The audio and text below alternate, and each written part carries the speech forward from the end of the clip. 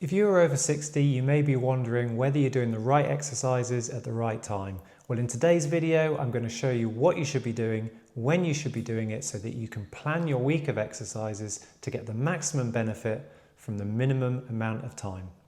So my name is Justin Scriven. I'm a physiotherapist here in Fordingbridge, and for almost 30 years I've been teaching my patients how to do exercises to improve their physical health and well-being.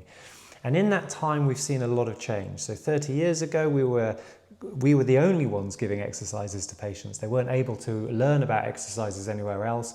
Now we go on the internet and we can get a bag full of exercises, and we're almost overwhelmed with how many exercises there are and we don't know what to do.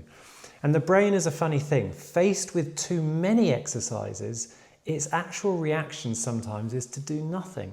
And this is called the paradox of choice. And it happens in supermarkets where people buy less when there's more boxes of cereal, when there's too many types of them.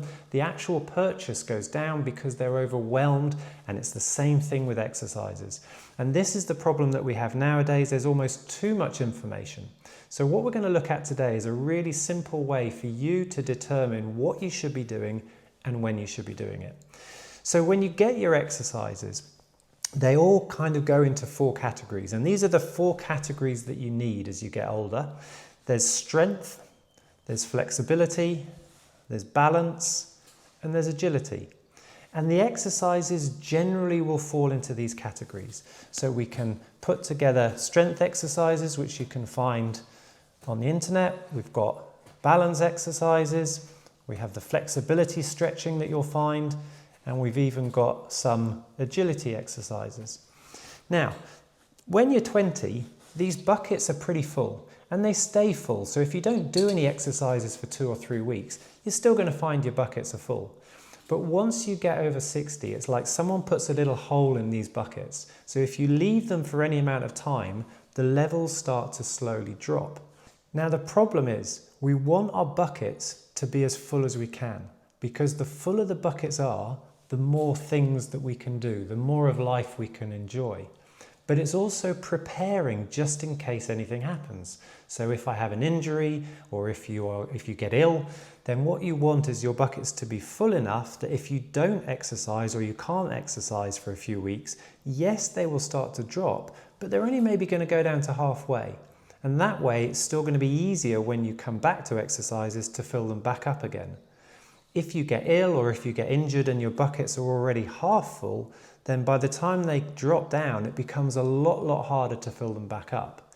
So we want all of our buckets to be as full as we can, and because of the fact that they're leaking now we're getting a bit older, we need to keep adding to these buckets.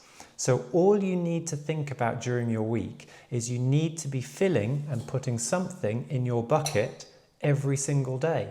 You don't have to fill every one every day. You can do strength on a Monday, you can do flexibility on a Tuesday, but every single week you want to be filling up your buckets. Now what some people do is they end up being very good at stretching. They go to yoga 3 times a week, and because they're good at it, they end up filling up one bucket but neglecting the others. And what I want you to think about is making sure that you're equally looking at all of these buckets, so you have a complete full set of buckets, which is going to help you. Now there is a 5th bucket that we need to be aware of, and this is for exercises that can reduce pain. So certain exercises are designed specifically to reduce pain, such as heel lowers off a step to improve Achilles tendon pain. And these exercises, by keeping you pain-free or reducing your pain significantly, can allow you to concentrate on filling up the other 4 buckets.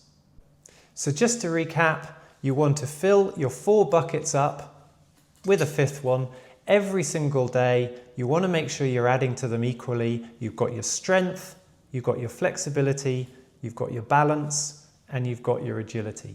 And often the balance and agility ones are the buckets that people forget. So often they think about their strength, they think about stretching as they get older, but the balance and agility are often left out.